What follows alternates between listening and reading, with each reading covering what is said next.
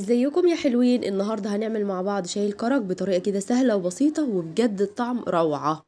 اول حاجه كده انا جبت معايا 3/4 كوبايه من الشاي اللي هو الخشن ده، وحطيت حوالي 10 حبات من القرنفل و10 حبات من الحبهان.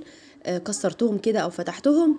ومعايا عودين 3 كده من القرفه، طبعا برضو هكسرها بالشكل ده كده. لازم تتأكدي كويس ان هي اتكسرت بالشكل ده كده. لو عندك زعفران وعايزة تحطي حطي. اللي هنقلب كل المكونات دي بقى مع بعض، وبعدين احطها في برطمان نضيف كده علشان تبقى سهلة على الاستخدام.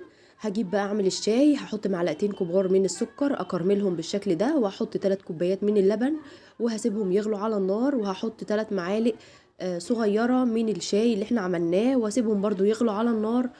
وبعد كده هصفيهم ونقدمهم. انا عايزه اقول لكم ان انا بشربه دلوقتي وانا بسجل الفيديو، بجد تحفه وبألف هنا. بس كده.